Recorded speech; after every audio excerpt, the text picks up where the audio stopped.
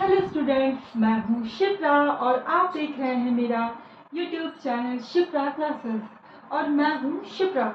और इस तरीके से हम जीएस में हिस्ट्री कवर कर रहे थे। जैसा कि आप लोग देख रहे हैं कि नेट टीजीटी और पीजीटी के फॉर्म वगैरह आ रहे हैं, यूपी पुलिस के भी आ रहे हैं, एसआई के भी सुन रहे हैं आने के लिए। तो आप लोग ज़्यादा से ज़्यादा मेहनत करनी शुरू कर दीजिए, पढ़ाई अपनी शुरू कर लीजिए। और अभी तक अगर वीडियोस आप लोग बहुत ज़्यादा सिंसियरली नहीं ले रहे थे तो अब सीरियसली थोड़ा पढ़िए ताकि एग्ज़ाम आप लोगों के क्वालिफाई हो। तो इस तरीके से चलिए देखते हैं, हम कल के आगे से ही कंटिन्यू करेंगे। पहले कल का थोड़ा सा बैक देखते हैं, कल हम लोगों ने क्या पढ़ा था, फिर हम आगे का भी पढ़ेंगे। तो हम पढ़ रहे थे वैदिक काल में ऋग्वैदिक काल और उत्तर वैदिक काल, हम इनका तुलनात्मक अध्ययन कर रहे थे। तो ऋग्वैदिक काल में कल हमने देखा था कि जो इनकी राजनीतिक पद्धति है उसमें पहला पॉइंट है आपका कि जो राज्य था वो जन आधारित था, क्षेत्र आधारित नहीं था। यानी कि जो ये एक कबीले के रूप में थे, समूहों के रूप में थे। ये एक स्थान से दूसरे स्थान अपना कुछ समय के लिए वहाँ पे स्पेंड करते थे, फिर अगली जगह कुछ समय स्पेंड करते थे। इस तरीके से इनका राज्य चलता था। ये क्षेत्र में एक जगह स्थायी रूप से बसे हुए नहीं थे। इनका जो राज्य था वो एक जगह स्थायी रूप से बसा हुआ नहीं था। अब हम देखते हैं उत्तर वैदिक काल में राज्य क्षेत्र आधारित, जब तक उत्तर वैदिक काल आया है इसका टाइम पीरियड है 1500 से 1000 ईसा पूर्व, और इसका है 1000 से 600 ईसा पूर्व। तो उत्तर वैदिक काल तक आते आते जो आपका राज्य था ये क्षेत्र आधारित हो गया था। यानी कि जो कबीलाई लोग थे, कबीले जो थे, समूह था जो इनका, वो एक स्थान पे स्थापित हो गए थे, लोग रहना शुरू कर दिया था। और इसी तरीके से अब इनका आकार भी थोड़ा बड़ा हुआ था, कंपैरेटिवली ऋग्वैदिक काल के कंपैरेटिवली इनका आकार भी कुछ बड़ा हुआ था। अब हमने नेक्स्ट पॉइंट देखा था कि राजा की स्थिति स्पष्ट नहीं थी, लेकिन जो कबीले उतनी स्पष्ट नहीं थी जितना होना चाहिए। तो इसीलिए ये क्या था, एक कबीले के मुखिया के रूप में इसको जाना जाता था और इसकी जो उपाधि होती थी वो जनस्य गोप कहलाती थी। अब हमने उत्तर वैदिक काल में देखा था कि राजा की जो स्थिति थी वो इसकी कंपैरेटिवली, इसकी तुलना में यहाँ मजबूत हो गई थी।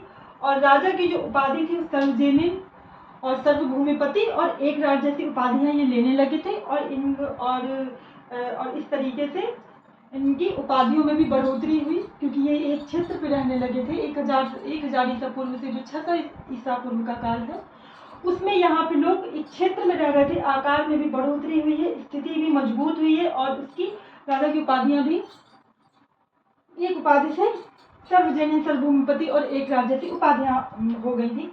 अब यहाँ पे हम आज देखते हैं इसका कर प्रणाली। तो कर प्रणाली में क्या देखते हैं कि जो इनकी कर प्रणाली थी, चूंकि ये एक स्थान पे नहीं रह रहे थे तो कर प्रणाली भी उनकी उतनी स्टैब्लिश नहीं हुई होगी। ये आप लोग भी अंदाजा लगा सकते हैं इस चीज का।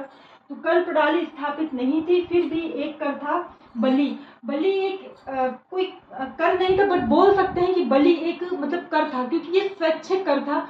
मतलब जिसकी इच्छा हो वो राजा को दे दे, भेंट कर दे, और अनिवार्य नहीं था, कोई इसकी कंपल्सरी नहीं था ये देना। तो ये इसका क्या था कि ये बलि जो था वो स्वैच्छिक भेंट थी।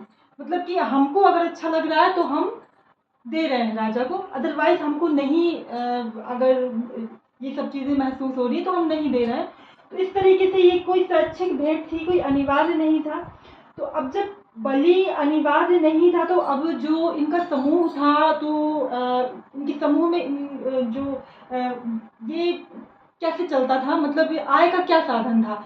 तो इनका आय का साधन ये था कि जो युद्ध होता था इनसे, इनका जो युद्ध होता था अगले समूहों से, तो युद्ध का जो माल इनको मिलता था वो सभी में बंटता था, लेकिन जो राजा था उसका अंश बड़ा था। यहाँ पे ये वाला पॉइंट आता है।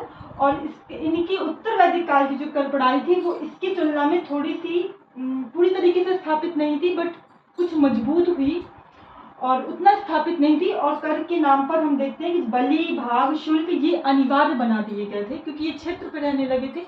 अब ये अपना विकास ज़्यादा अच्छी तरीके से कर पा रहे थे, अपने राजा की स्थिति मजबूत होती जा रही थी, और जो उसकी उपाधियां भी ज़्यादा हो गई थी, और जो कर प्रणाली थी उतना स्पष्ट रूप में नहीं थी, बट फिर भी जो जो बलि नामक कर यहाँ पे स्वैच्छिक भेंट था वो यहाँ पे अनिवार्य हो गया था, और इसके साथ साथ भाग और शुल्क ये भी एक अनिवार्य कर बन गए थे। और फिर अगला पॉइंट हम देखते हैं कि व्यावसायिक नौकरशाही का विकास नहीं हुआ था। व्यावसायिक जो एक नौकरशाही होती है पर्टिकुलर, क्योंकि ये एक क्षेत्र से दूसरी जगह भटकता हुआ समूह था, कबीलाई समूह था, जनजाति थी ये, तो व्यावसायिक नौकरशाही का विकास नहीं था। लेकिन जो रक्त संबंधी थे उनको ही उपाधियां दी जाती थी।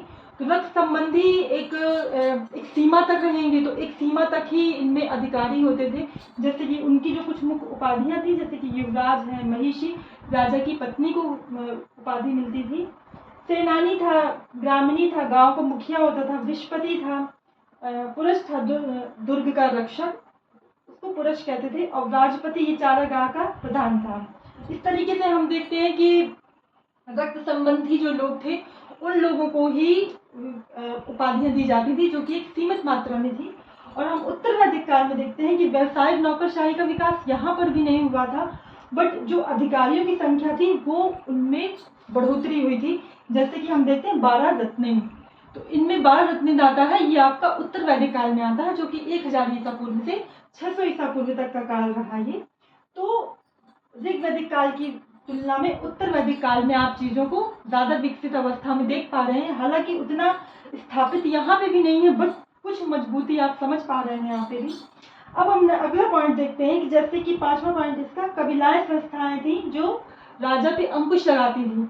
जैसे कि उनमें सभा, समिति, विदत और गण थी। अब हम उत्तर वैदिक काल में देखेंगे जो विदत और गण थी ये संस्थाएं लुप्त हो चुकी थी यहाँ पे। तो और जो सभा और समिति थी इनका महत्व खो चुका था, इनका वो इम्पोर्टेंस नहीं था। विदत और गण तो लुप्त हो गई थी, खत्म हो चुकी थी, लेकिन जो सभा और समिति थी भी अस्तित्व में थी, बट कोई उतना महत्व नहीं था जो ऋग वैदिक काल में था, क्योंकि इनका स्थान 12 रत्निनों ने ले लिया था।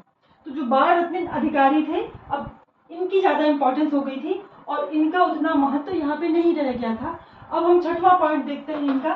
ऋग वैदिक काल में जो सबसे छोटी गाय थी उसको परिवार या कुल मानते थे। कुल होता था वो, परिवार या कुल, उससे ऊपर आपका ग्राम और विश्व माना जाता था। परिवार से ऊपर की इकाई ग्राम या विश्व थी और उससे ऊपर की इकाई में जन थी।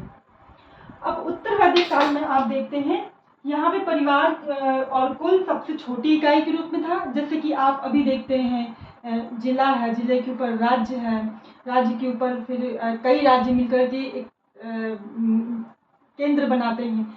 तो इस तरीके से जो इनकी जो सबसे छोटी इकाई थी वो थी परिवार या कुल, और उससे ऊपर आपके जनपद आ गए थे यहाँ पे। तो इस तरीके से हमने देखा कि ये ऋग वैदिक काल और उत्तर वैदिक काल में हमने तुलनात्मक इनका अध्ययन किया।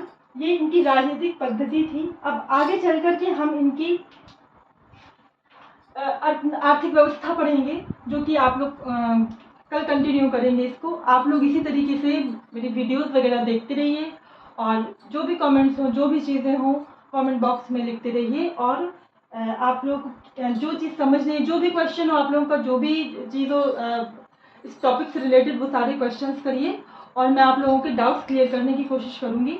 Thank you. ओके, ये 8 मिनट का हुआ।